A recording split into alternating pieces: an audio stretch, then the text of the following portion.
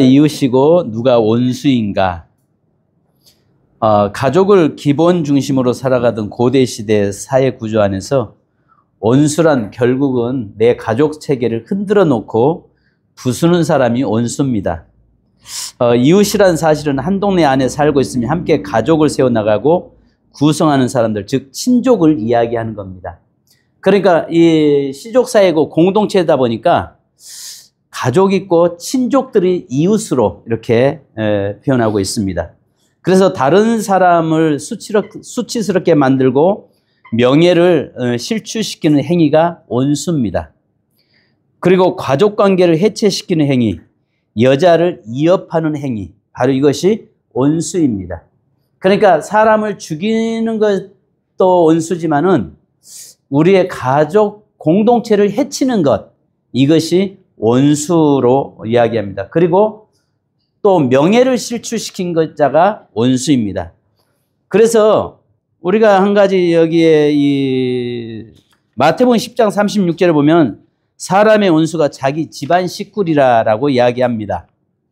그래서요, 그러면 자, 한 가지 이웃이 누구냐? 먼저 이제 그 이야기 하겠습니다. 이웃은 가족 및 친족 공동체, 그러니까 명예와 수치를 함께 적용받는 그룹입니다. 그 사람의 수치를 나도 함께 받는 것이 이웃입니다. 자, 그러니까요, 옛날 우리는요, 지금이 핵가족 시대다 보니까 이웃은 우리 가족 아닌 사람이 이웃이잖아요.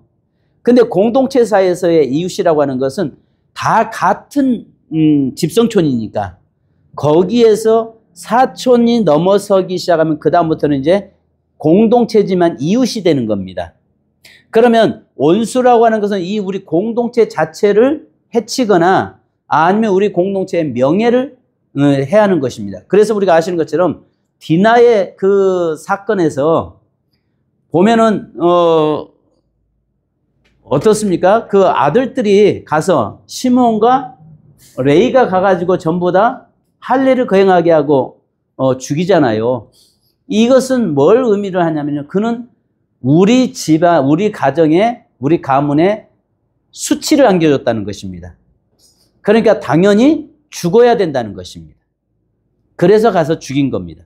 그럼에도 불구하고 하나님은 결국은 피를 흘렸기 때문에 그 장자권에서, 그 하나님의 축복권에서 이탈되는 것을 우리가 보게 됩니다. 그러니까 그들의 삶은, 명예라고 하는 것은 이웃과 그런 관계는 굉장히 이 수치, 그 다음에 여러분 우리가 아는 것처럼 사무엘하 13장 22절에 보면 암논이 다말을 범하는 것을 압살롬에게 함께 욕되게 하는 것이었습니다. 그래서 압살롬이 암논을 죽이죠. 자, 이웃과 친족이 함께 즐거워하더라. 내 이웃이 강도 만난 자의 이웃이 되겠느냐? 강도 만난 사람과 함께 아픔을 나누는 사람, 유대인 함께 아픔을 나누는 사람이 이웃, 제사장 아니고 레위 아니고 사마리아인이다. 그러니까 본래 함께 명예나 수치를 나누어야 하는 사람은 제사장과 레위인인데 그렇지 않았다는 것입니다. 즉, 왜냐하면 이것은 가족 공동체를 뛰어넘어서 유대 공동체를 갖는데 이 유대인이 지금 현재 강도 만났잖아요. 그러면 유대인이었던 제사장과 레위인이 당연히 함께 그 아픔에 함께 해야 되는데 그들이 함께 하지 않았다는 것입니다. 그래서 주님께서는 이웃인 내 이웃인 누구냐라고 하면서 사마리아 사람, 그러니까 그 공동체의 아픔을 함께하고 기쁨을 함께하고 그 사람이 이웃이라는 것입니다. 무슨 말 이해 가셨나요? 그러니까 중요한 것은 우리의 삶에서 함께 하지 않는 사람은 이웃이 아니라는 거예요. 그러면 예수님의 의도는, 그러면 여기에 마태복음 5장 43절로 44절에 보면 내 이웃을 사랑하고 내 원수를 미워하라. 너희 원수를 사랑하며 사람의 원수가 자기 집안의 식구리라. 자기가 원수라고 생각했던 사람들도 사랑해야 되는 이웃이었다는 것입니다. 그러니까 내 집안의 원수, 바로 그가 수치를 안겨줄지라도 여전히 그를 사랑해야 된다라고 이야기합니다.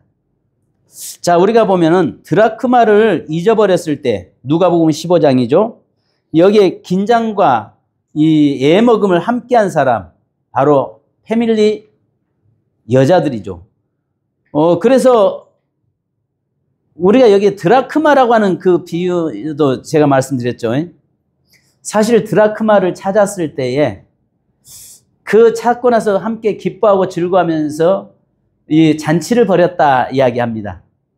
드라크마 하나 찾았다고 해서 잔치를, 동네 사람 불러서 잔치를 벌인 게 가능할까요?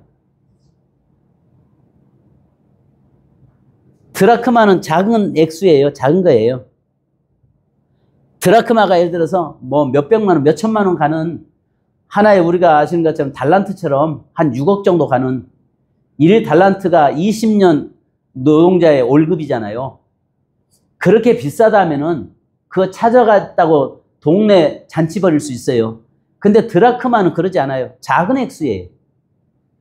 드라크마 하나를 잊어버렸는데 찾아서 함께 기뻐하고 바로 잔치를 벌였다. 정말 소잡고 그런 잔치 벌였을까요? 예? 기쁨을 함께 하는데 그 여자들 같은 마음이잖아요. 같은 마음을 가지고 있잖아요. 그 같은 마음을 가지고 있기 때문에 그 여자들이 찾아온 것을 함께 기뻐하고 차를 마시면서 함께 기뻐하고 즐거워한 것을 잔치했다라고 성경은 이야기하고 있는 겁니다. 그러면 지난번에 말씀드렸죠. 우리가 10드라크마는 어떤 분들은 결혼 지참금이라고 이야기하죠. 지참금 아닌 거 아시죠? 10드라크마는 사실은 옷에다가 이렇게 꿰매서 달고 다니는 거예요, 여자들이. 왜냐하면 그 당시에는 이제 또 이야기하겠습니다만 이혼이 쉬운 시대였어요. 남자가, 그러니까 여자는 어디 뭐 인권이나 이거 뭐 생각할 수 없는 시대잖아요. 그러면 남자에 의해서 3번 너네 집 가 하면은 가야 되는 겁니다. 근데 여기에 명예와 명예를 굉장히 소중히 여기는 시대인데, 우리나라 조선시대도 그랬잖아요. 여자들이 집에 소방 맞아서 쫓겨가면은 친정 가면 맞아 죽잖아요. 그것처럼 여기에도 여자가 쫓겨나서 집에 가면은, 친정에 가면 아버지의 명예를 더럽혔기 때문에 돌에 맞아 죽는 겁니다. 집에 들어갈 수가 없는 겁니다. 그러면 언제 어떻게 될지 모르는 상황에서 드라크마를 가지고 있는 것은, 집에서 그 시댁에서 쫓겨났고 자기의 친정 가려고 가면은 이것은 친정에서는 아버지의 그 가문의 가족들의 명예를 실추시켰다고 해서 정말 돌에 맞아 죽을 정도로 그런 상황이란 말이에요. 그러면은 이 드라크마를 가지고 임시방편으로 안정될 때까지 그것으로 생활을 해라 해서 만들어 놓은 게 드라크마거든요. 그래서 몸에다가 가지고 있다가 언제든지 위급한 상황 되면 그것을 떼어서, 그러니까 이것은 여자들에게 있어서 뭐와 같은 거예요? 생명과 같은 거예요. 근데 그 하나를 잃어버린 거예요. 하나 잃어버렸기 때문에 그 잃어버린 것을 쓸어서 집을 등불 가지고 찾아서 모든 여자들이 함께 기뻐했다, 잔치했다, 이 말은 차를 마시면서 함께 즐거워했다, 그 말이에요. 그러니까 이 사람들이 이웃이라는 이야기입니다. 그러면 같은 여자들은 똑같은 그런 상황이잖아요. 그러니까 그 잃어버린 거 하나가 곧 내가 찾은 것처럼 기뻐하는 거죠. 그러니까 이웃이고 공동체라는 것이죠. 그걸 이야기하고 있는 겁니다. 자, 그래서 여기에서도 아까 그 강도 만난 사람 중에서 진정한 이웃이 되어줘야 할 사람이 유대 공동체에서 유대인 제사장과 레인이 돼야 되는데 그들은 그냥 가버렸다는 거죠. 그러니까 그는 이웃이 아니라 왼수라는 것입니다. 저 왼수. 지정한 거 만들면 안 된다. 또 돼 있잖아요. 그건 하나의 핑계 되는 거죠. 자, 그런데 이제 이럴 수 있죠. 아마 제사장은 올라가는 중에 만난 것 같고, 레이는 내려가는 중에 만난 것 같습니다. 왜냐하면 제사장 그룹도 두 그룹이잖아요. 반차를 쫓아서 올라가서 봉사하는 제사장이 있고 그 기간 동안 마치고 나면 돌아가는 제사장이 있고 레인도 역시 마찬가지죠. 근데 이 제사장은 좀 올라가다가 거반 죽게 된 그 시체 잘못 만졌다가 부정해서 성전에 가서 봉사 못할까 봐서 그냥 갔다라고 이야기하고 또 하나는 그 레이는 그동안 6개월 정도 봉사하다가 이제 집에 가는데 가족들 얼마나 보고 싶겠어요. 그냥 이것도 중요하지만 그게 더 중요해서 그냥 갔던 아마 의미적인 이야기가 될 겁니다. 근데 우리 주님은 그것보다 뭘 더 강조하냐면 생명에 더 초점을 맞추는 거죠. 그러니까 사명도 중요하지만 예배도 중요하지만 생명이 더 중요하다는 것을 계속 강조하고 있죠, 성경은. 그러니까 여기서 진정한 이웃은 누구냐? 그러니까 그들 생각할 때 사마리아인들은 늘 원수라고 생각했죠. 우리의 원수. 근데 주님은 역으로 그들이 이웃이고 너희들이 원수다. 함께하지 않는 것은 무조건 원수라는 거죠. 공동체에서 함께하지 않는 사람은 왼수가 되는 겁니다. 교회도 마찬가지잖아요. 교회에 아픔이 있을 때 아픔을 함께하는 성도가 진정한 성도지 함께하지 않는 성도는 그건 성도라고 말할 수 없는 것입니다. 그래서요, 예수님의 가족은요, 하나님의 나라. 유대인들은 이분법을 씁니다. 빛 아니면 어두움, 이웃 아니면 원수. 이렇게 이분법을 자주 사용합니다. 이웃이 아닌 카테고리는 다 원수라고 생각합니다. 언제 누가 그 나라에 들어올지 모릅니다. 어느 누구도 이렇게만 사랑하고 저렇게는 사랑할 수 없는 사람이라고 규정하면 안 됩니다. 이웃과 원수, 사람의 원수가 자기 집안 식구이다. 자, 어떤 사람이 예수 믿으면 이분법적으로 보면 하나님의 나라에 들어간 사람들과 나머지는 세상에 속한 사람이 되는 것입니다. 자, 네 번째, 명예와 수치의 개념입니다. 자, 고대 중동 지방에서는 사람이 살아가는 데 있어서 가장 중요한 가치는 돈이나 또는 사회적 지위보다는 명예라는 것을 굉장히 중요시 여겼습니다. 자, 예를 들어서 이 강간범은 그 가족에게 수치를 안겨준 사람입니다. 그래서 그는 반드시 죽여야 되는 것입니다. 또 여러분 여기에서 우리가 그 명예와 수치의 개념은요, 고대 시대 사람에게 가장 중요한 가치인데 우리 시대의 중요한 가치는 돈, 경제적인 문제라면 성경을 볼 때 이 사람들에게서 가장 중요한 가치는 공동체와 내가 살아갈 수 있는 가치를 확보하는 것이 중요한 것입니다. 그것이 명예입니다. 자, 농부는 그 사람이 농사를 짓는 사람으로서 프라이드가 있고 그 사람이 농부라는 것에 대한 주변의 인식을 먹고 살아가는 것입니다. 율법사는 율법을 잘 지키는 사람이라고 하는 인식을 먹고 사는 사람이 율법사입니다. 명예를 얻기 위해서는 죽음을 택하고 수치를 받지 않기 위해서 죽음을 택합니다. 오늘날 아랍 사람들의 모습은 이런 모습을 찾아할 수 있습니다. 수치를 당할 수 있는 근원이 어디에 있다면 그 수치 당할 근원을 잘라내고 수치를 면하는 것입니다. 우리가 여기에 이 일본의 사무라이 정신이라고 하잖아요. 원수하면 그냥 혼자 누가 죽는 것보다 차라리 명예를 택해서 자결해 하잖아요. 그러니까 주님은요, 명예보다 더 소중한 것을 생명이라고 성경은 이야기합니다. 자, 이게 뭐냐면은 이 명예는요, 대중에 의해서 얻어지는데요. 명예는 대중 앞에서 명예를 얻으려고 하고 수치를 당하게 하는 것도 대중 앞에서 이루어집니다. 그러니까 예수님과 제자들이 있을 때 이상한 질문을 하는 것은 예수님의 대적들이 예수님에게 수치를 주려고 하는 의도가 담겨 있습니다. 성경의 사람들은 틈날 때마다 대중 앞에서 명예를 얻으려는 시도를 합니다. 자, 그러면 우리가 한 가지, 자, 보십시오. 명예란 뭐냐면은 한 장 넘겼어요. 마태복음 6장 5절에 보면 너희가 기도할 때 외식하는 자와 같이 하지 말라. 그들은 사람에게 보이려고 해당과 큰 어기에 서서 기도하기를 좋아하느니라. 내가 진실로 내게 이르노니 그들은 자기 상을 이미 받았느니라. 자, 긴 옷을 입고 다니는 것을 원하며 시장에서 문안받는 것과 해당의 높은 자리와 잔치의 윗자리를 좋아하는 서기관들을 삼가하라. 자, 율법사들은 율법사의 명예를 얻기 위해서 시시때때로 노력합니다. 사람이 많은 자리에서 명예 얻으려고 합니다. 시장거리에서 손을 들고 기도합니다. 이 모습이 예수님께서 보실 때는 명예를 얻는 것이 아니라 무의미한 것이었습니다.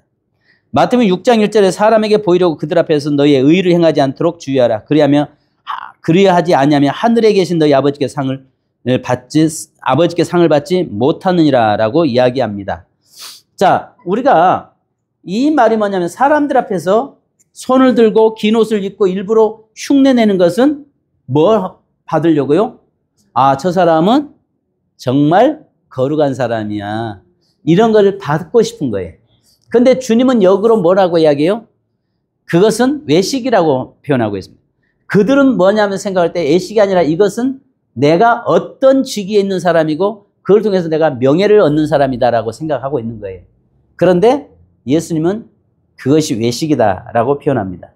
자, 그래서 우리가 성경에 보면요. 예수님을 보고 목수 요셉의 아들 예수님이 아니냐라고 비난하는 것도요. 당시 사회에서는요. 그 아버지의 직업을 계승해 갑니다. 그러니까 누구누구의 아들 이렇게 항상 성경에는 표현하고 있죠. 그럴 때 우리가 한 가지 볼 수 있는 것은요. 소경 바디메오도 아버지 이름을 대잖아요. 누구의 아들. 왜냐하면 그것은요. 그 아버지와 그 아버지의 그 아들이라는 이야기입니다. 그러면 소경 바디메오의 그 아버지 누구라고 하는 것은 역시 그도 어쩌면은 소경일 수 있었다는 거죠. 자, 우리가 보면은 성경에 그 아버지의 그 아들. 그래서 누구누구의 아들. 이렇게, 이야기를 하고 있죠. 그러면 우리가 한 가지 늘 볼 수 있는 것은 내가 지금 무슨 이야기를 좀 하려다가 지금 놓쳐버렸어요. 중요한 이야기인데 중요한 이야기를 좀 하려다가 놓쳐버렸어요. 예, 여기 우리 그러면요 한번 보십시다. 누가복음 16장이면 부자와 나사로 이야기가 나오죠. 부자는 이름이 안 나오고 나사로는 왜 이름이 나왔을까요? 그게 비유입니까? 실화입니까? 성경에 보면요. 어떤 사람이 할 때는 사마리아의 어떤 사람이 예루살렘에서 내려가다가 강도 만났다라고 할 때는 비유입니다. 그 시대에 흔히 있었던 이야기예요. 근데 이름을 직접 댈 때는 실제입니다. 그러면 왜 성경에서 나사로라고 하는 이름이 나왔는데 부자라고 하는 이름은 안 나왔을까요? 요세푸스에 의하면 부자 이름은 다이부스라고 하는 사람입니다. 다이부스라고 하는 사람인데 왜 성경에서 예수님께서 나사로는 이름을 들어가 있는데 거짓 나사로라고 했는데 부자의 이름은 안 놀랐을까? 네? 명예 때문에. 예. 만약에 예를 들어서 그 부자가 지옥 갔다라고 이야기하면 그 후손들이 어떻게 하겠어요? 우리 아버지를 명예를 더럽혔다고 예수님을 공격할 수 있죠. 근데 이제 나사로라고 하는 사람은 근데 그 이야기를 알만한 사람은 어느 정도 다 알겠죠. 그런데도 그 사람의 인권 때문에 인격 때문에 부자의 이름은 안 올려놓죠. 그죠? 그러면 여기서 또 우리 한 가지 볼 수 있는 거 왜 있죠? 우리가 자체 오해하면은 부자는 다 지옥 가고 거지는 다 천국 갈 수 있느냐? 아니죠. 거기서 뭘 이야기했죠? 예수님께서 아브라함이 뭐라고 합니까? 너는 세상에서 부유했고 나사로는 거지로 고통당했다. 그러니까 이제는 나사로는 천국에서 평안을 누리고 너는 지옥에서 고통을 당해야 된다. 자, 자칫 오해하면은 부자는 지옥 갈 수 있고 거지는 천국 갈 수 있다. 그래서 우리는 가난해져야 된다. 그렇습니까? 근데 거기에 분명히 뒤에 답이 있죠. 예?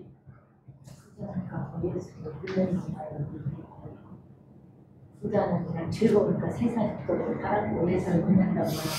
뭐라고 이야기했냐면 아버지와 아브라함이요 나사로를 저 천국에 지옥에 보내서 세상에 보내서 내 형제들이 이곳에 오지 않게 하소서라고 이야기하죠. 그때 예수님께서 뭐라고 말씀하세요? 세상에는 주의 선지자들이 많은데 그 말을 듣지 않는 자는 죽은 자가 살아와도 듣지 않는다. 결국 거기에는 뭐가 들어가요? 복음을 이야기했잖아요. 복음. 부자이기 때문에 지옥이 아니라 가난하기 때문에 거지가 천국 가는 것이 아니라 복음을 듣지 않으면 뭐 갈 수 없다라고 하는 것을 이야기하고 있는 것이죠. 그러니까 아마 부자는 너무 부유하다 보니까 이 세상의 즐거움과 쾌락 속에 사로잡히다 보니까 복음 들을 수 있는 시간이 없었던 것 같고 거지 나사로는 늘 마음이 가난해서 복음을 받아들이는 그런 모습이었던 것 같습니다. 자, 그래서 여기에 보면은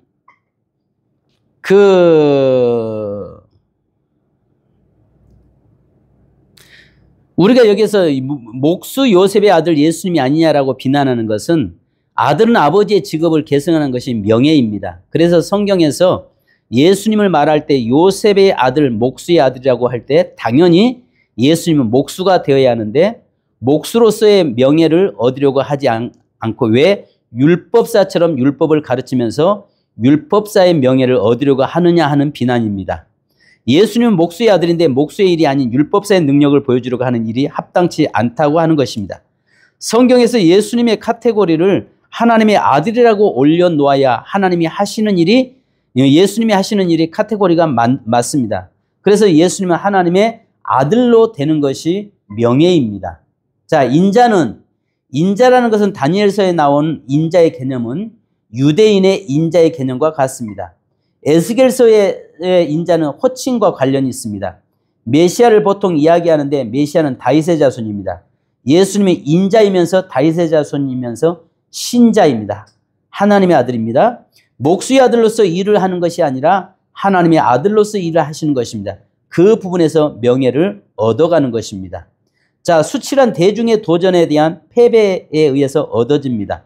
그래서 마가복음 10장 17절에 예수께서 길에서 나가실 때 한 사람이 달려서 꿇어 앉아 묻자오되 선한 선생님이여 내가 무엇을 하여야 영생을 얻으리까? 유대인들의 생각에는 선한 분은 하나님밖에 없다. 그런데 예수님께 선한 선생님이라고 하는 것은 예수님이 하나님이라는 말이 된다. 이 말은 다분히 예수님에게 수치를 주려고 하는 함정이 들어있는 질문입니다. 그 말에 그대로 대답하면 곧 바로 함정이 빵에 빠지는 것입니다. 유대인의 입장에서는 예수는 하나님이 아닌데 예수를 하나님이라고 하니까 거짓된 선생이라고 수치를 주려고 하는 것입니다. 이에 예수님이 내가 어찌 나를 선하다 일컫느냐고 하십니다. 그리고 나서 계명을 지키라고 하십니다. 그래서 누가복음 11장 27절 28절에 이 말씀하실 때 무리 중에서 한 여자가 음성을 높여 이르되 당신을 뵌 태와 당신을 먹인 젖이 복있나이다니 예수께서 이르시되 오히려 하나님의 말씀을 듣고 지키는 자가 복이 있느니라 하시니라 이야기합니다. 또 여러분 여기에서 보면 가이사에게 세금 바치는 것이 옳습니까? 이 질문도 예수님에게 수치를 주려고 하는 질문입니다. 가이사의 것은 하나님의 것은 데나리온은 하나 가지고 오라라고 오늘 하나 가지고 오라고 하잖아요. 그리고 네 글과 형상이 있느냐 이야기합니다. 아시는 것처럼 가이사의 것은 가이사에게 하나님의 것은 하나님께로 드려라. 데나리온에는 가이사의 형상이 그려져 있기 때문에 가이사의 것이었습니다. 하나님의 형상이 담긴 것은 우리 자신이기 때문에 우리들 자신을 하나님께 드리라는 것입니다. 너는 하나님의 형상으로 지음받았으니 너는 하나님께 드리라는 의미입니다. 명예와 수치는 사람들의 기본적인 성향이 명예를 얻으려고 하는 입장에서 최대한 노력하고 수치를 당하지 않으려고 하는 입장에서 최대한 방어하려고 합니다. 제가 지난번에 데나리온의 그 가이사의 형상이 그려진 데나리온 여러분 보셨죠? 근데 이제 이 데나리온을 가지고 와서 누구 것입니까? 라고 이야기할 때 주님이 가이사의 것은 가이사에게 하나님 것은 하나님께 이 말이 우리가 아시는 것처럼 가이사에게 그려진 것은 가이사 것이니까 바치고 너는 네 안에 네가 하나님의 형상이 네 안에 있으니까 너는 누구한테 드려라? 하나님께 드려라. 그 말이거든요. 그래서 그 당시에 하나님 앞에 드릴 때는 로마 모든 동전에는 황제의 흉상들이 새겨져 있었잖아요. 그래서 하나님께 드릴 때는 그것을 망치로 깨뜨려서 이렇게 드렸거든요. 망치로 깨뜨려서 돈을 그 황제 신상을 망가뜨려서 이렇게 드리기도 드렸습니다. 그렇지 않으면 그것을 다시 녹여서 주물로 다시 만들어서 드리기도 했습니다. 그러니까요, 이 수치를 안겨주는 사람은요, 평생 원수가 되는 겁니다. 그러니까 그 공동체나 그 모임에서 수치를, 그러니까 그 생각할 때 수치를 안겨주면 자기가 명예를 얻는다라고 생각을 했습니다. 그러니까 할 수만 있으면 다른 사람에게 수치를 안겨줄 때 자기가 높아진다라고 생각을 했던 거죠. 그러면 수치를 면하는 방법이 있습니다. 수치를 준 사람이 속한 공동체를 다 몰살시키는 겁니다. 수치를 준 사람이 자기들보다 센 사람이면 수치를 당한 사람을 잘라냅니다. 그래서 디나를 범하는 것도 마찬가지고요. 그래서 하몰은 할례를 행함으로 야곱의 모든 것을 차지하려는 욕심을 드러냈고, 그래서 시몬과 레위가 그들을 죽이게 되죠. 고대 이스라엘에는요, 명예와 수치를 중요시하는 하고 대가족 제도, 공동체 우선시하는 민족입니다. 자, 여러분, 우리가 성경에 보면 그런 말씀이 있죠. 농부가 밭에다가 곡식을 뿌렸는데 자고 일어나 보니까 가라지가 나기 시작했잖아요. 그러니까 이것을 뭘 이야기하냐면 뽑을까요? 라고 이야기하잖아요. 그러니까 뭐라고 하죠? 내비둬라. 가라지를 뽑다가 곡식까지 뽑힐까? 염려된다라고 이야기하죠. 이 말이 무슨 말이냐면, 그러면서 주님이 뭐라고 하냐면 온수가 뿌렸다라고 이야기합니다. 온수가. 그 말은 뭐냐면 그 당시 공동체 사회에서 갔다가 온수는 수치를 안겨주는 사람이 온수가 되는 거죠.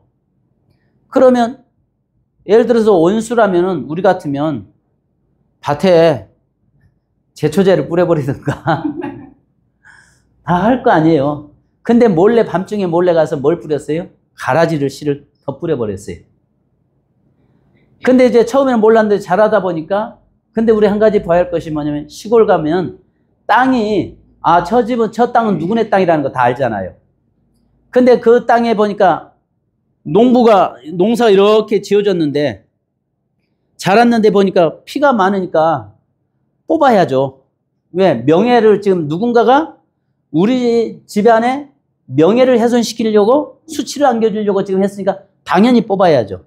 근데 예수님 뭐라고 해요? 내비둬라. 그거 뽑다가 곡식까지 상할까 한다. 그 말이 무슨 말이냐? 차라리 당신이 수치를 당하고 말겠다는 것입니다. 그러면서 당신이 수치를 당하면서 당신 안에 속해 있는 공동체, 그 사람들을 보호하겠다는 것입니다. 그러니까 만약에 예수님을 따르는 그 제자들, 이런 사람들이 차라리 그 사람들이 수치를 상처받는 것보다 예수님 당신이 수치를 받는 것이 낫다라고 이야기하는 겁니다. 그 다음에 우리가 아시는 것처럼 여러분, 오른뺨을 때리거든 왼뺨을 때리거든, 이거 지난번 말씀드렸잖아요. 내가 상대방의 오른뺨을 때리려면 왼손으로 갖다 때리는 것은 이 사람에게 수치를 안겨주려고 하는 거거든요. 그러면 이 사람 명예를 짓밟는 거거든요. 그러면 수치를 안겨줬기 때문에 저 사람 분명히 나를 보복하게 돼 있어요. 보복해야 되는데 오른뺨을 돌려대라, 왼뺨을 돌려대라. 이 말은 뭐냐면, 그러면 생각해 보세요. 내가 우리 상대방을 수치를 안겨주려고 왼손으로 오른손 뺨을 때렸는데 왼뺨을 돌려대면 내가 왼뺨 때리겠어요? 오른손을 때려야 되는데 때리겠어요? 안 때리겠어요? 안 때리죠. 내 의도는 무슨 의도예요? 저 사람 명예를 짓밟고 수치를 안겨주려고 지금 현재 했는데 내가 오른손으로 저 사람 하등의 왼쪽을 때릴 이유가 없죠. 만약에 때린다면 손등으로 때리겠죠. 그러면 더 수치를 가해지겠죠. 근데 예수님은 그 당시에 그러면 분명히 살인이 나오게 돼 있어요. 살인 나는데 예수님 뭐라고 말씀하냐면 참아라. 죽이는 것보다 네가 참는 것, 수치 당하는 것이 오히려 낫다. 그 말을 하거든요. 그러니까 수치라고 하는 개념, 명예라고 하는 개념, 이게 굉장히 중요한 시대죠. 그러니까 우리가 그렇죠. 수치를 누구한테 당했을 때 어때요?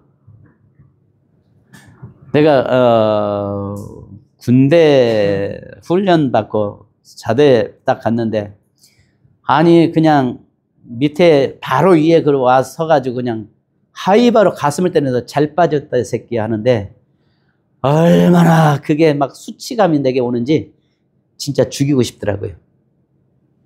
그러면서 총 있으면은 내가 신학교 다니다가 갔으니까 응? 하이바로 가슴을 때리면서 잘 빠졌다 이 새끼야. 잘 때리는데 인격을 얼마나 못 오게 해버리는지 보니까 이건 뭐 무식하도 아주 보통 무식한 놈이 아니야. 보니까 나 아주 별 볼 일 없는 놈이 그냥 수치당하니까 막 어떻게 분노 속으로. 그래도 이제 신병 자대배진 막 받아서 어떻게 해요? 그래요. 지금도 그것만 생각하면 막 얼굴이 화끈거려요. 그 시기 그 시기 그 아주 그냥 인격이 모독당하는 이런 것들 우리 있잖아요. 그럴 때는 평생 그게 상처로 남죠.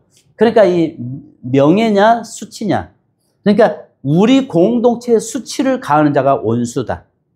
그는 반드시 죽여야 된다. 이게 그 시대 문화라고요. 자, 또 함께 식사한다는 것의 의미. 똑같은 이치라는 의식입니다. 똑같은 이치라고 하는 의식인데요. 자, 여러분 여기에서 함께 식사 자리에 앉는다는 것은요, 관계성을 의미합니다. 함께 식탁에 앉는다는 자체로 모두 다 똑같은 레벨에 있는 것입니다. 그래서 똑같은 수준이 되는 것입니다. 똑같은 가족의 입장이 되는 것입니다. 그 식탁에 같이 앉을 수 없는 사람들은 같이 앉아서 식사할 수 없습니다.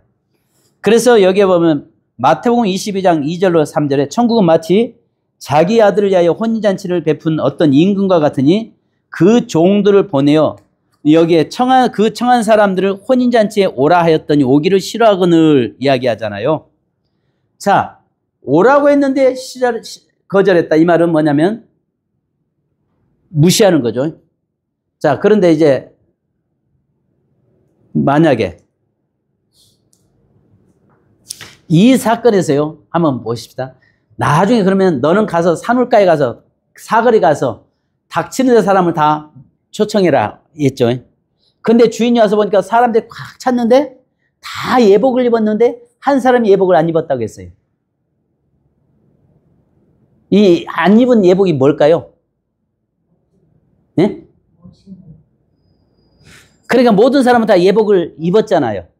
근데 가보니까 한 사람만 안 입었잖아요. 그래서 형제 왜 그대는 예복 안 입었는가 하니까 묵묵부답이라 그랬죠.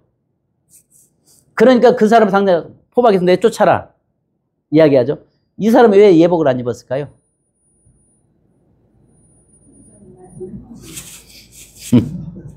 이 사람이 예복을 안 입은 이유는 자기를 드러내려고 별다른 다른 옷을 입은 거예요.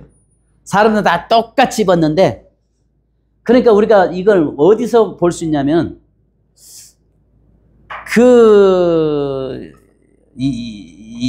야곱의 12아들 중에서 베냐민 지파가 반란을 일으켜서 그들이 전쟁이 일어나서 지파 전쟁에서 베냐민 지파에 많은 사람이 죽잖아요.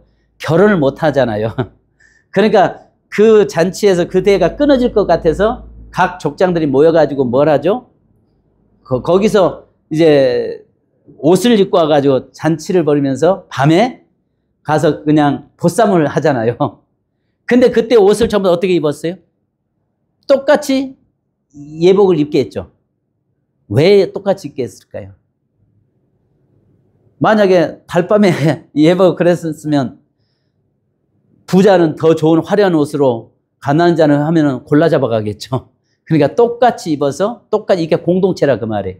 우리는 같은 공동체 안에 속해 있다. 이런 의미를 가지고 있는 것입니다. 그래서 우리가 보면 한화나 야구 할 때 또 이 각 국가별로 할 때 유니폼을 응원할 때 한화 팬들은 한화 유니폼을 입고 응원하잖아요.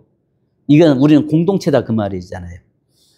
그런데 그렇게 입지 않고 오는 것은 거의 실례입니다. 만약에 야구장에 그 응원하러 가면 내가 어느 편에 응원을 할 것인지 알면 적어도 A상 그 어들에 입는 옷은 입고 가서 응원해줘야 이게 A거든요. 그래서 우리는 공동체라는 의미를 가지고 있는 것입니다. 자, 이제 여러분들 그냥 교재를 좀 쭉 읽어보시면 될 것 같고요.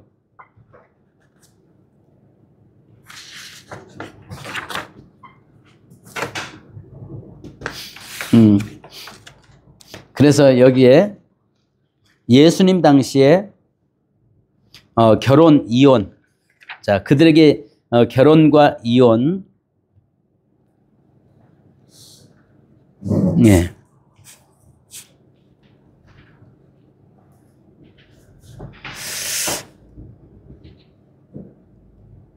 자, 자, 거기에, 여기 아까 이야기했던 거죠. 7배 남자와 여자. 아까 그랬던 걸 좀 다시 얘기해 보십시다. 고대 시대 중동의 문화에서 심지어는 오늘날까지도 남자와 여자는 기본적으로 거주하는 공간이 달랐으며 하는 일이 달랐다. 그러므로 서로 알지 못하는 남녀가 같은 공간에서 얼굴을 마주칠 일이 거의 없었다. 남자와 여자는 철저히 분리되어야 합니다. 장소적인 의미에서 같이 할 수 없다. 거주하는 공간이 다릅니다. 역할이 달랐습니다. 분리되어 있습니다. 남녀지간의 로맨스를 키우기 어려운 시대였습니다.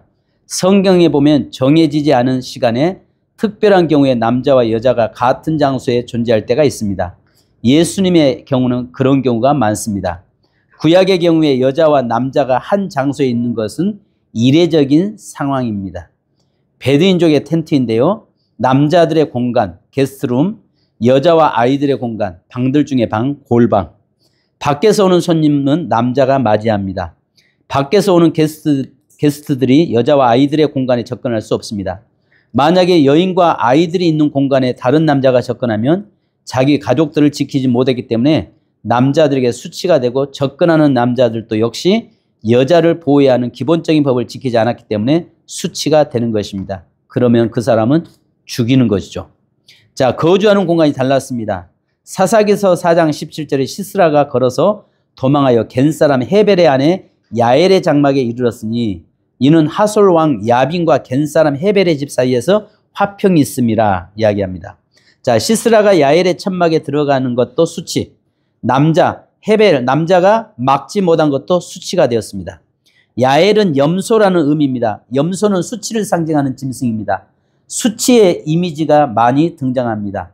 마태복음 6장 6절에 너는 기도할 때 내 골방에 들어가 문을 닫고 은밀한 중에 계신 내 하나 아버지께 기도하라. 은밀한 중에 보시는 내 아버지께서 갚으시리라. 내 골방, 내 실. 다른 남자가 접근할 수 없는 방으로서 여자와 아이들만의 공간입니다. 다른 사람이 전혀 볼 수 없는 공간입니다.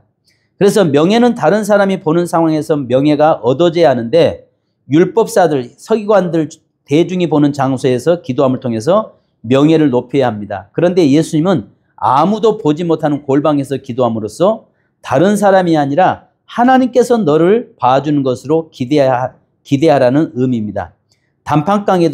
단칸방에도 분리되어 있는 작은 공간이 따로 있습니다. 또 역할이 달랐습니다. 자, 보십시오. 누가복음 10장 40절에 마르다가 준비하는 일이 많아 마음이 분주한지라 예수께 나아가 이르되 주여 내 동생이 나 혼자 일하게 두는 것을 생각지 아니하시나이까 그를 명하사 나를 도와주라 하소서. 여자는 여자의 역할을 하는 것이 원리입니다. 마리아는 마르다와 함께 부엌에 있어야 합니다. 그래서 마르다가 마리아를 좀 보내주십시오라고 부탁합니다. 거기서 지금 여자가 있을 장소가 아닌데 내 동생이 거기에 남자들과 함께 있습니다.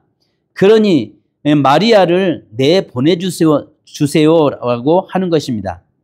예수님 내가 할 일이 많은데 마리아가 거기 앉아 있습니다라고 하는 것입니다. 예수님이 괜찮다. 너도 한 가지나 두 가지 일을 하고 너도 와서 여기 앉아서 말씀을 듣도록 하라고 하십니다. 자, 예수님은 말씀을 듣는 것에 있어서 누구도 차별이 없이 듣기를 원하십니다. 여자가 글자를 배우는 것을 허락되지 않았습니다. 그런데 배우는 여자들도 있었습니다. 배우는 장소에 가서 배우는 경우는 아주 드물었죠. 그런데 마리아가 예수님이 말씀하시는 자리에 남자 제자들과 함께 앉아 있는 것은 파격적인 일입니다. 그에게 마리아라 하는 동생이 있어 주의 발치에 앉아 그의 말씀을 듣더니, 이것은 그 시대에 도저히 이해할 수 없는 이야기 문화였습니다. 있어서는 안 될 상황이었다는 거죠. 그러니까 마리아가 뭐냐면 마르다가 뭘 핑계대는 거예요? 지금 음식하는데 너무 바쁘니까 좀 보내서 나를 도와주라고 하소서.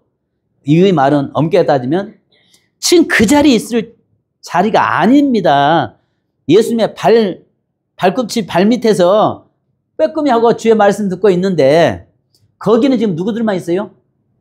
남자들만 있는데 거기에서 있는 거, 이건 수치스러운 일입니다. 빨리 내보내 주십시오. 그 말을 하는 거예요.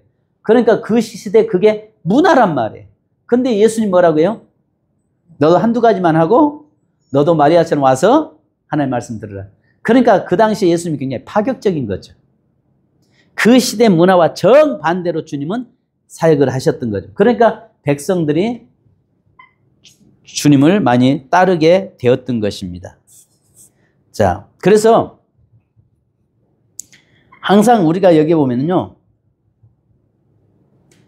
이런 의미적인 것을 우리가 좀 볼 필요가 있어요. 그 다음에 결혼과 이혼.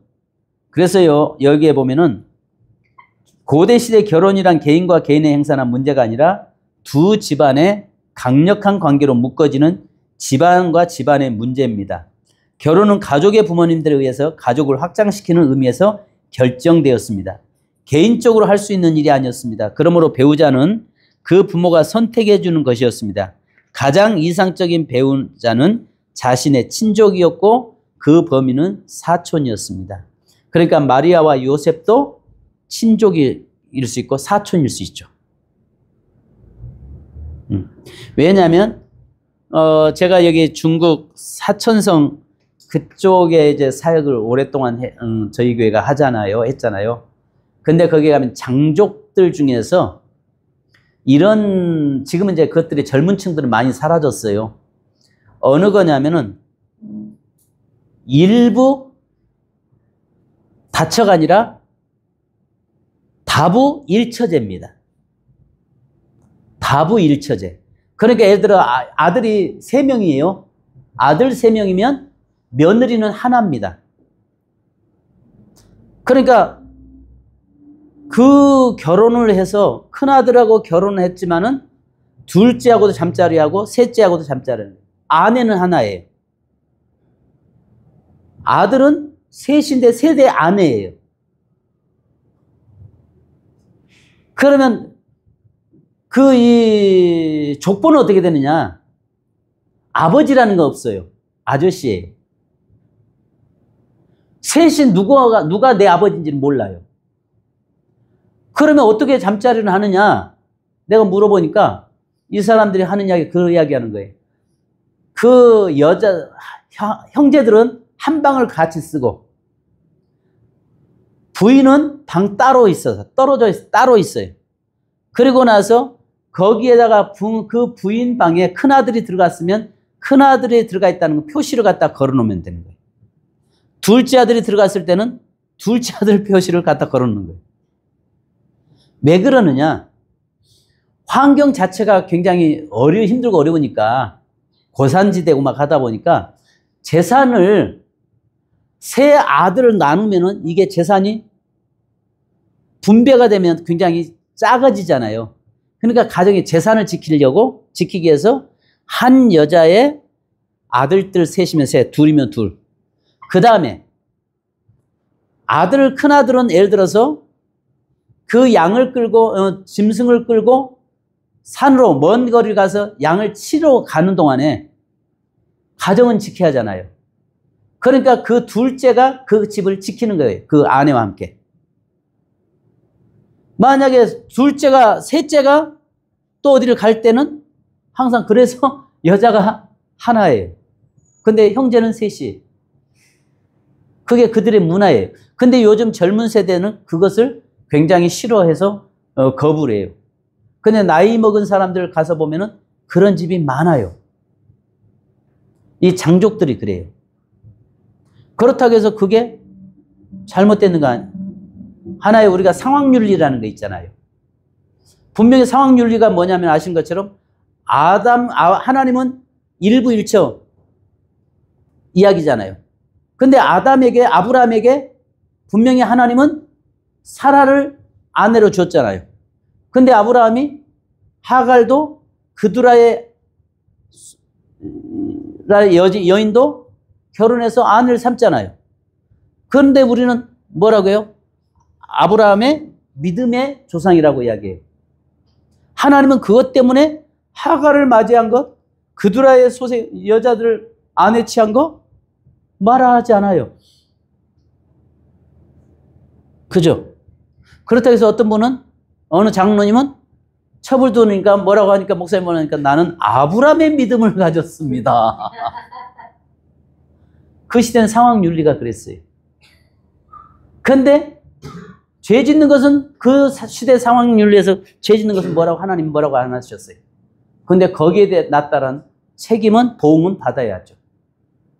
그래서 지금까지 이스마엘과 이삭의 후손들이 싸우고 있고 지금도 그 아브라함이 뿌려놓은 씨앗의 결과잖아요. 그러면 여기에 우리 교회 집사님이 저기 공주 지당 자연사 박물관 지금 소천하셨지만은 그분이 그걸 운영을 하면서 각 자료 모으려고 세계 각 나라를 다니셨어요. 근데 그분이 그 이야기를 저한테 직접 하시더라고요. 알래스카 지역에 갔는데 가이드와 함께 갔는데 막 사람들이 그 집에 방문하니까 좋아하더래. 근데 거기에 풍습이 뭐냐면은 외부인이 들어오면 자기 아내를 잠자리에 내주는 풍습이 있대. 그래가지고 갔는데 둘이 영어 알래스카 언어로 이야기하더만은 가면서 있는데 자기하고 그 여자 뚱뚱한 여자인데 여자하고 둘만 그 방에 놓고 가더래. 근데 자기는 이제 이거 알지도 모르는 문화를 모르니까 한쪽에 있는데 자꾸 여자가 접근해 오더래. 올수록 이 남자는 벽에 붙어서 그냥 이렇게 쭈그리고 잠잤대. 근데 이제 아침에 그 남편이 와가지고 뭐라고 하더만은 막 씩씩거리면서 막 화를 내더래. 그래가지고 가이드가 나중에 이제 왔는데 물어보니까 어젯밤에 잠자리 했습니까? 안 했습니까? 안 했다니까 아이고 빨리 갑시다 하면서 그냥 도망 나왔대. 그러면서 이분이 뭐라고 했냐면 왜 그러냐니까 그 지역에서는 예부인들이 들어오는 것을 와서 이 아내를 잠자리 내주는 것이 이게 풍습이 아니라 그 지역이 근친으로 인해서 좀 되기 때문에 이걸 바꾸기 위해서 그런 제도가 생겼다는 거예요. 몽골도 그러잖아요. 그러니까 이런 것들을 통해서 그게 상황윤리라고 하는 거예요. 그런데 그렇다고 해서 우리가 그걸 죄다라고 엄격하게 성경적으로 보면 죄죠. 근데 하나님은 죄라고 말하지 않으세요. 아니 근데 사춘기하고 결혼할 때 네, 근친상간에서만 이상한 그 기형들이 나오고 궁금해요. 모르겠어요. 그래서 될 수 있으면 천재는 같은 동네에서 결혼해서 나온 사람 중에 천재가 아니라 멀리 떨어져 있는 쪽에서 만나서 결혼해야 거기서 아주 좋은 그게 나온다고 하죠.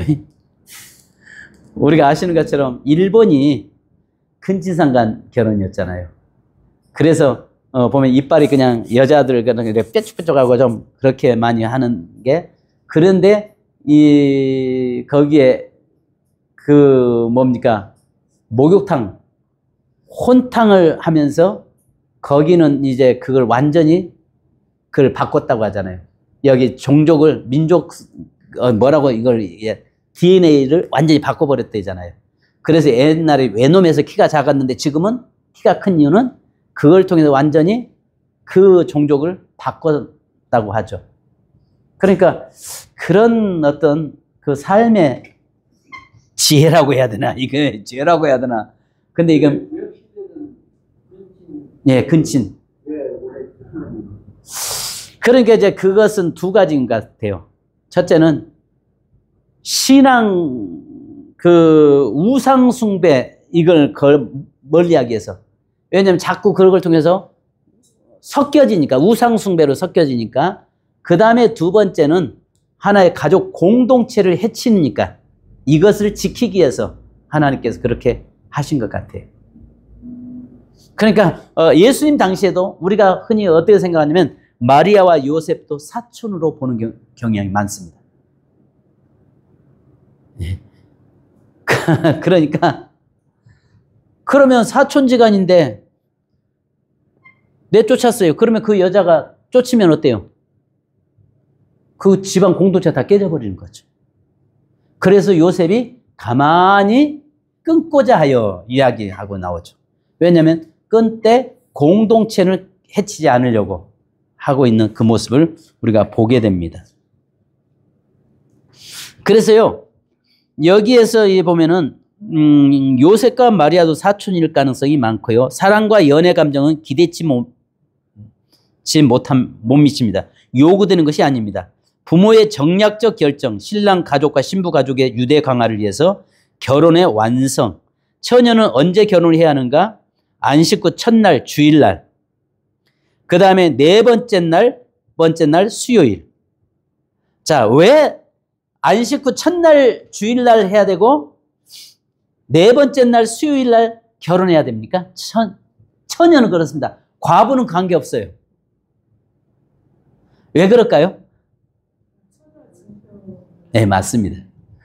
여기에 보면은 현대 유대인들은 결혼하기에 가장 선한 요일이 화요일 셋째 날. 그 이유는 결혼하여 초야를 치르면서 자고 일어났는데 처녀가 아니라는 의심이 들면 간음의 문제가 발생해서 재판을 받아야 되는 경우에 곧바로 재판장에 달려가야 합니다. 순회 재판은 셋째 날 화요일, 다섯째 날 목요일에 열렸습니다. 그렇기 때문에 결혼은 주일이나 수요일에 진행되었습니다. 그래서 여기에서 처녀인 여자가 남자와 약혼한 후에 어떤 남자가 그를 성읍 중에서 만나 동침하면 너희는 그들을 둘 다 성읍 문으로 끌어내고 그들을 돌로 쳐서 죽여라 라고 이야기합니다. 그래서 이 당시에 성경에서는 결혼도 날짜가 딱 정해져 있는 것을 보게 됩니다. 또 그것만이 아니라 지난번에 그랬죠. 첫 아들을 낳았을 때는 반드시 뭘 바쳐라? 산비둘기나 집비둘기 한 쌍을 바쳐라. 그 말은 뭐냐면 비둘기는 순결이죠. 그래서 여기에 이 용사고 들으십시오. 과부가 키우지 못하는 짐승이 하나 있대요. 비둘기를 못 키운대요. 왜냐하면 고양이나 개나 이런 거 다 키우는데 비둘기만은 못 키운대요. 순결이니까. 과부도 얼마든지 순결하죠. 근데 그런 속담이 있더라고요. 그래서요, 여기에 보면 그 날짜. 그러니까요, 정말 그 시대에 왜 그러냐면 그 만날 기회가 없으니까 이게 안 되는 거예요. 그를 처녀는 처녀로 영원한 처녀로 있는 거예요. 왜냐하면 요즘처럼 남녀가 가까이 하고 서로가 이렇게 가까이 지내면 그럴 수 있겠지만은 근본적으로 남자와 여자가 분리된 사이이기 때문에 그럴 수가 없는 거예요. 그래도 혹여라도 그런 공동체, 가족 공동체를 깨뜨릴까 봐서 그렇게 철저하게 준비하고 있는 거죠. 자, 약혼은 결혼의 첫 단계입니다. 그래서 예수 그리스도의 나심은 이러하니라 그의 어머니 마리아가 요셉과 약혼하여 동거하기 전에 성령으로 잉태된 것이 나타났더니 그 약혼한 마리아와 함께 호적하러 올라가니 마리아가 이미 잉태하였더라. 여기에서 조용하게 끊든지 시끄럽게 요란법석하게 끊든지 결과는 똑같습니다. 돌에 맞아 죽습니다. 우리는 여자를 보호하려고 하면 결혼을 파기하지 않아야 한다고 봅니다. 그러나 만약에 요셉이 마리아의 잉태함을 알고도 결혼했다는 것은 나중에 자기 아이가 아닌 것을 알고도 결혼하여 데리고 산다는 것은 수치가 됩니다. 그래서 이미 임신한 이 아이의 친아버지가 가족 안에 있으니까 조용하게 끊고 빨리 파혼하면 아이의 친아버지가 나와서 마리아와 결혼하게 만들기 위해서 가만히 끊고자 한 것입니다. 자, 우리가 이것을 어디서 볼 수 있냐면 여기 누굽니까? 성경 나오미 룻의 경우 있죠. 룻이 올라왔을 때 원래 보아스가 아니라 다른 남자가 있었잖아요.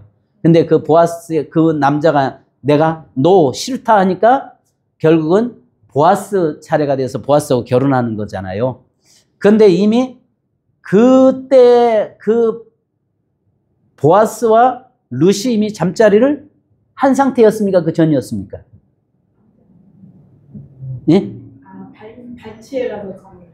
그러니까 이미 잠자리를 같이 하고 난 다음이었죠. 그러니까 이미 알고 있기 때문에 이 남자는 너 난 안 하겠다. 그렇게 우리가 봐야 맞죠. 발치해라도 그냥 장난하는데. 근데 발치해 가서 잠만 잤다고 해서 그 들에 아니 남녀가 유별한데 그 밤에 만리장성 쌓고도 남았겠죠. 근데 심지어는 어떤 때 한때 뭐 우리나라에 좀 어떤 뭐 부흥사라고 목사가 그거 했죠. 뭐 이 룻이 노을을 쓰고 있다가 보아스를 만났다고 하면서 전부 막 전국적으로 대전도 뭐 아는 교회에서 그 목사 만나러 갔더만 그 교회에서 그 집회한다고 와보라고 해서 잠깐 갔더만은 다들 노을 뭐 보자기 포대기 하나 뒤집어 쓰고 덮그 쓰고 그 속에 다 들어있더라고. 뭐 하는 거요? 내가 물어봤어요. 뭐 하는 거요? 보니까 뭐라고 하냐면 지금 보아스가 룻이 노을 쓰고 보아스를 만난 것처럼 내가 쓰고 지금 신랑 나의 신랑이 예수 그리스도 만나는 거래. 그렇게 해가지고 한때 뭐 휩쓸었잖아요.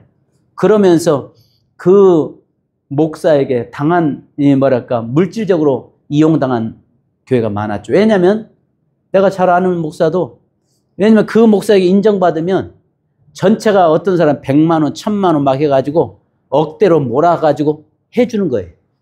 그러니까 그분을 자기 교회로 집회 모시려고 뭐 돈을 막 갖다가 투자했죠. 그래서 내가 그랬어요. 그래서 그 교회가 그렇게 했는데 목사님이 투자한 돈에 비해서 그 집회하고 나서 얼마 들어왔어? 그러니까 또이또이야. 한때 그래가지고 막 전국을 휩쓸었던 적이 있었어요. 그러니까 참 우리 목회자들이요 분별이 좀 있었으면 좋겠어요. 뭐 한다고 하면 뭐 그런데 빠져가지고 막 그렇게 하고 있는 거 보면 좀 안타까운. 그 박머시기 목사라고 좀 있었어요. 아마 이 이름 되면은 알 수 있을 거예요. 그래가지고 전국적으로 그런데 나중에 이분이 돈 생기니까 가정 본부인하고 이혼하고 뭐 하고 하다가 어느 날 갑자기 온다 간데 없이 사라져 버렸더라고요. 그래서요 여기에서 보면은요 만약에 요셉이 그 마리아와 결혼해가지고 했으면 지켜줄 것 같은데 아니에요. 결국은 마리아가 죽는 꼴이 되니까 조용히 끊고자 해서 그 친아버지가 나올 길을 내가 파혼하면 그 아버지는 내가 접니다 하고 결혼할 수 있잖아요. 그래서 조용히 끊고자 했다라고 이야기하고 있는 겁니다. 그러나 아이의 친아버지가 하나님이시라는 말씀 듣고 마리아를 데리고 와서 출산할 때까지 동침하지 않은 것입니다. 요셉은 메시아를 사모하는 사람이었기에 때문에 천사가 일러준 말씀을 그대로 인정할 수 있었습니다. 그래서 요셉은 하나님이 의로운 분이기 때문에 자신도 의롭게 행동하는 것입니다. 요셉은 어떤 면이 의로운 것이냐? 의롭다라는 의미는 보통 정의로운 것으로 생각합니다. 그러나 유대인들이 의롭다고 생각하는 것은 정의로움이 아닙니다.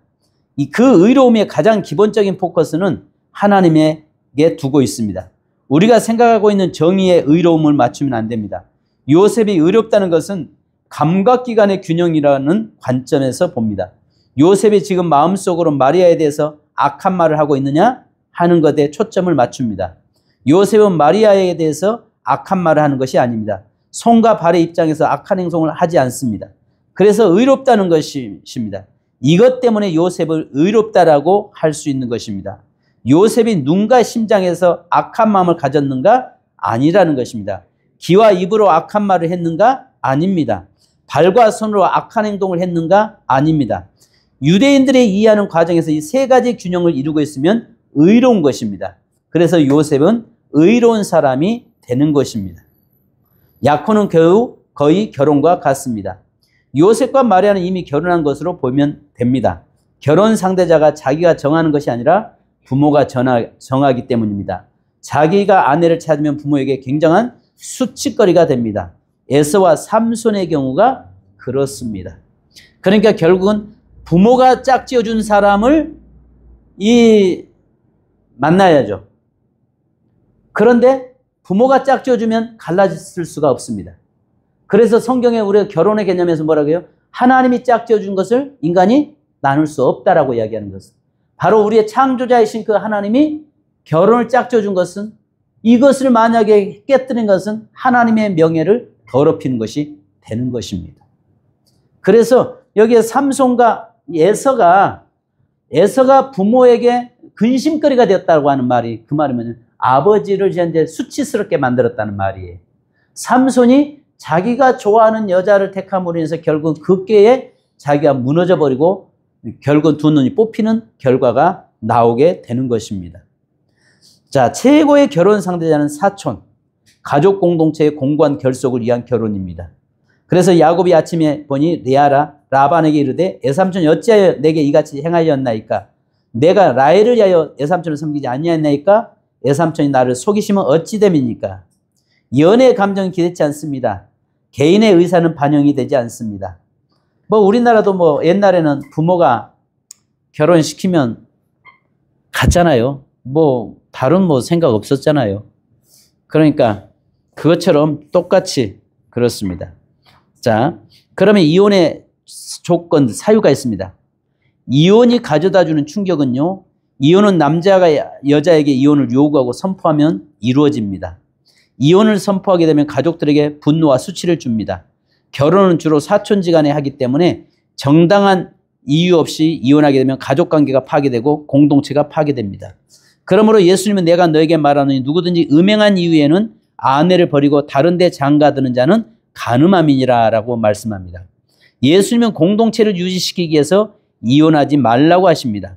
공동체가 깨지지 않고 공동체 유지와 공동체 샬롬을 위해서 공동체 샬롬은 개인의 샬롬이 되는 것입니다. 자, 이혼의 조건들. 이런 항목은 배상금 없이 이혼되어질 수 있는 것들입니다. 이혼한다는 소리를 3번만 하면 증인이 없어도 이혼이 성립됩니다. 정말 쉬운 시대죠. 이 시대에 우리가 안 산 게 얼마나 감사해요. 요즘 같으면, 하긴 요즘은 여자들이 그냥 이혼해 할 건데, 옛날에는 여자는 말도 못하고 남자가 에게서 다 결정되어지니까 참. 자, 이혼할 때 배상금을 안 내도 되는 것은 모세의 법을 어겼을 경우, 만약 그녀가 자기의 남편에게 11조를 드리지 않은 음식을 주었을 때, 11조를 드리지 않고 음식을 만들어주면 남편이 죄를 짓게 만드는 것입니다. 11조는 제사장과 레위인들을 위해서 드리는 것입니다. 그녀가 올경 주기에 그 남편과 성교를 했을 때, 제사장에게 드려야 할 떡을 구분하지 않았을 때, 두 번째는 유대인의 전통을 어겼을 때, 만약 그녀가 머리를 늘어뜨리고 공공장소에 나갔다든지, 여인은 결혼하면 머리를 밀고 가발을 쓰고 다닙니다.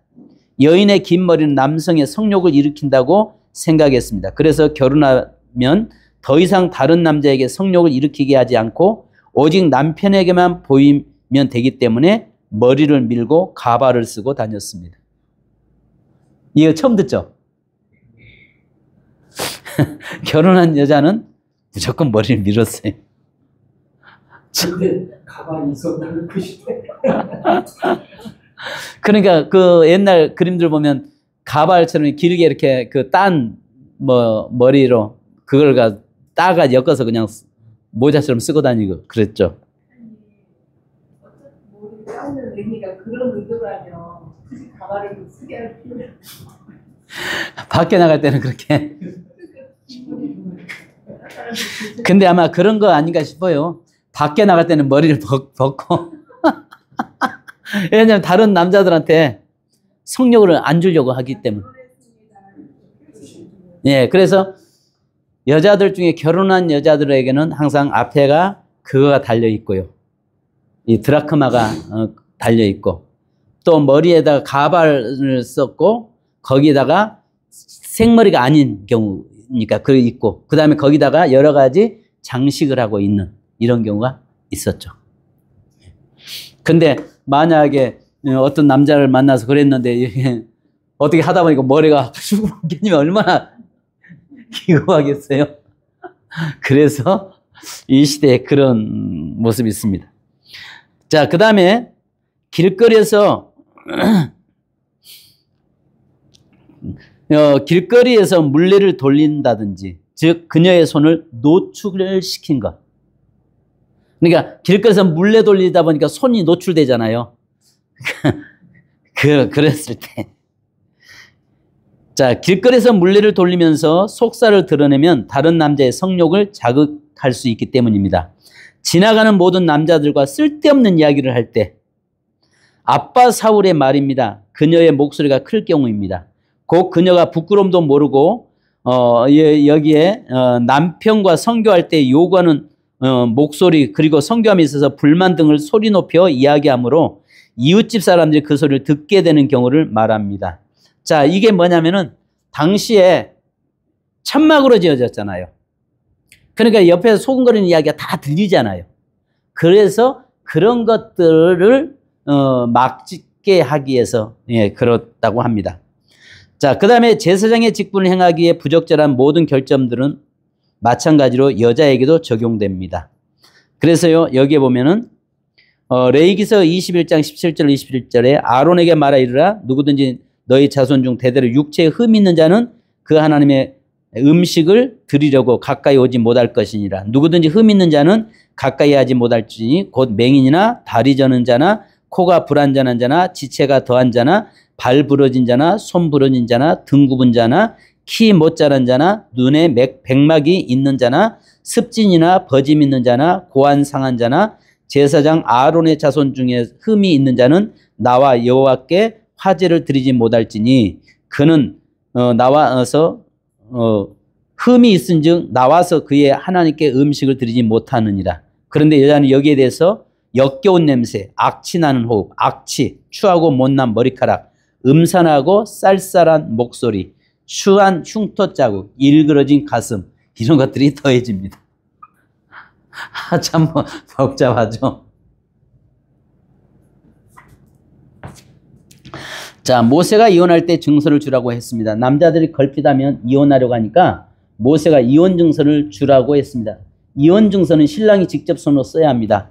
급한 마음에서 이혼을 선언했지만 이혼 증서를 쓰면서 다시 한 번 더 생각하는 기회를 가지는 것입니다. 곧 이혼 숙려 기간을 가지는 것입니다. 이혼당한 가족의 입장에서는 왜 이혼하느냐가 중요합니다. 공동체가 깨질 위기가 생기기 때문입니다. 여자도 이혼하면 재혼할 수 있습니다. 과부는 결혼하는 날짜가 정해져 있지 않습니다. 처녀는 주일과 수요일에 결혼해야 하지만 과부는 꼭 주일이나 수요일에 결혼할 필요가 없습니다. 왜냐하면 처녀성을 가릴 필요가 없었기 때문입니다. 재혼하는 여자는 당당하지 않았습니다. 세로머니가 없습니다. 처녀는 가마를 타고 가고 재혼하는 여자는 그냥 걸어갑니다. 그러니까요, 처녀는요 가마 타고 그냥 가는데 뭐랄까 과부는요 벗짐질을 지고 그냥 걸어가게 돼 있어요. 우리나라 그 모습하고 많이 같은 거. 그러니까요, 어쩌면은 그런 것 같아요. 우리 문화하고 유대 문화가 거의 비슷해요. 그 이유가 아마 우리가 아시는 것처럼 우리나라가 아마 욕단의 자손이어서 그런 것 같습니다. 거의 문화가 비슷합니다. 근데 처녀가 주일하고 수요일에 결혼해야 한다는 아까 그 이유가 뭐였다? 그 돌아가면서 재판이 선악과를 치르잖아요. 그러면 월요일 날, 그러니까 예를 들어서 월요일 날 순회 재판이 있어요. 그러니까 월요일 날 순회 재판이 있고 목요일 날, 그러니까 매월 셋째 주 월요일 날 순회 재판이 있고 넷째 주 목요일 날 순회 재판이 있어요. 각 지역마다 랍비들에 의해서. 그러면 제사장들에 의해서 하는데 어젯밤에 결혼해가지고 첫날 밤을 치렀는데 초야를 치렀는데 그게 증거가 없어요. 이 여자는 처녀가 아니다라고 하고 제소하면은 바로 그때 이제 그 구약에서는 굉장히 그 뭐죠? 그 죄를 먼지해서 물에다 마시면 넓적다리가 다 떨어지고 무시무시하잖아요. 아니 그럼 그것을 천재가 아니라는 그 징표를 신랑이 제시해야 되거든요. 예, 그러니까 신랑이 이 여자는 처녀가 아닙니다고 예, 처녀 초야를 치는데 그런 처녀성이 피가 없습니다. 이런 것들을 가지고 가서 내놓으면 거기서 이혼이 성립이 되죠. 그냥 저기 될 수도 있잖아요. 그러니까 운동을 과격하게 하거나 하면 뭐 그럴 수 있겠죠. 근데 그때 가서 나 처녀 아니라고 우겨대서 그래서 어떤 때는 그런 이야기를 제가 들었어요. 우리나라에서도 자기가 처녀인 것을 속이기 위해서 아마 그 생리 때 결혼해가지고 그걸 처녀인 것처럼 그런 적도 있다라고 하는 이야기를 제가 들었습니다. 왜냐하면 하도 그런 걸 따지는 사람들이 있을 때는 그럴 수 있겠죠. 그러니까 그 시대 정말 참 피곤한 시대죠. 근데 여자가 죄가 많아서 그러네. 네? 죄가 많아서 그런데 하와가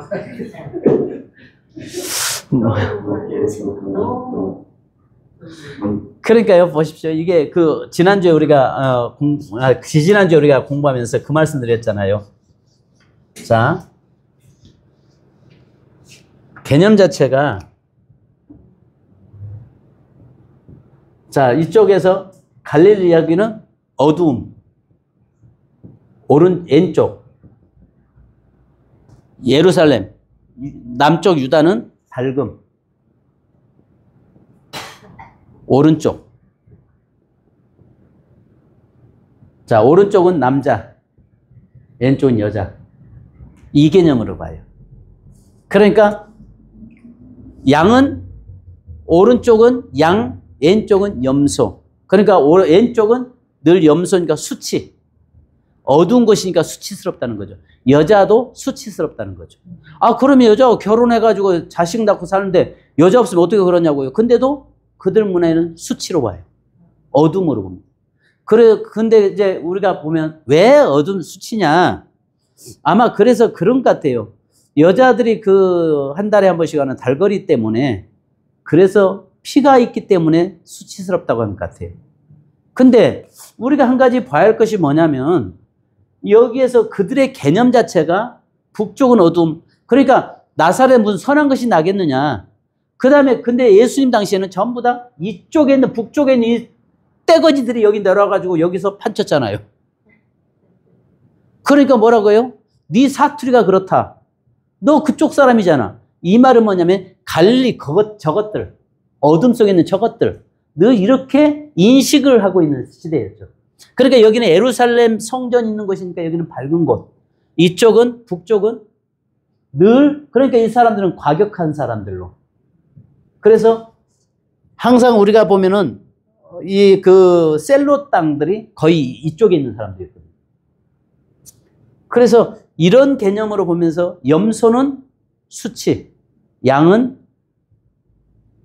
정의. 그래서 그들이 키우면서 양은 끝까지 한 마리 양을 암컷을 정해주면 책임지는데 남자라면 적어도 이렇게 해서 해야 된다. 근데 이 염소는 두 마리가 싸우고 실컷 서로 염소를 찾기 위해서 싸우다가 자기가 이긴 양이 염소가 그 염소를 자기가 볼일 보고 나서 넘겨준다고 하잖아요. 그 모습 보면서 수치스럽다는 거죠. 그러니까 이것을 개념 자체가 그들의 개념은 남자는 밝음, 오른쪽, 여자는 어두움, 왼쪽, 수치. 이렇게 보고 있어요. 이건 내가 한 거 아니에요. 나한테 그러지 마세요. 성경 이야기. 지금은 안 그렇겠죠? 예수 그리스도 안에서 다 자유자가 됐잖아요. 예수 안에서 자유자가 됐는데 뭘. 지금 거기요. 이스라엘 가면요. 참 희한한 게요. 북쪽 사마리아에서는 지금도 유월절 행사를 합니다. 양을 잡고요. 근데 남쪽 유다에서는요. 안 합니다. 사마리아 쪽에서는요. 지금도 제사장들이요. 그 유월절 되면 양을 잡아서 제사를 지내요. 정작 해야 될 때는 안 하고요. 안 할 것은 하고 있어요. 그런데 남쪽 유다, 예루살렘이나 이런 데서는요, 6월절 되면요, 뭘 하냐면 흰 닭을 잡아서 목을 친대요, 남녀가. 시장에서 흰 닭을, 살아있는 닭을 잡아서 남자가 딱 목하고 닭 자를 잡으면 여자가 도끼로 빵 친대. 그러면서 그 피가 그냥 솟구칠 거 아니에요. 네가 배신하면 너 이렇게 죽어. 요즘 여자가 그런데요. 이게 그들의 문화라고 그래요. 지금은요. 여러분, 세계에서 가장 매맞는 남편이 많은 나라가 어느 나라인지 아세요? 네? 세계에서 가장 매맞는 나라가 1위가 이스라엘입니다. 군 생활을 남자 여자 같이 하잖아요.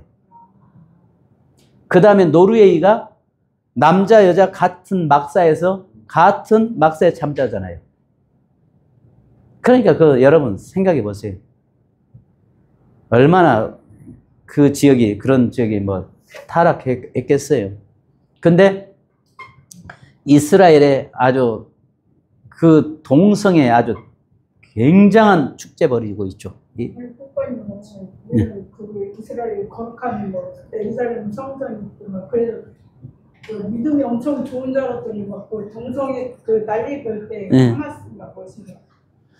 그러니까 그 이유들이 뭐냐면 남자나 여자 군 생활을 같이 하고 막 그러니까 제가 이 아는 자매가 이스라엘 성지순례 가이드를 하는데 제가 물어봤어요. 몇 번이나 갔다 왔습니까? 그러니까 자기가 계산하기 250번 정도는 자기가 계산했는데 그 다음부터는 계산 안 했다고 셀 수 없이 했죠. 그러니까 뭐라고 하냐면 목사님 신앙과 그들의 삶을 다릅니다.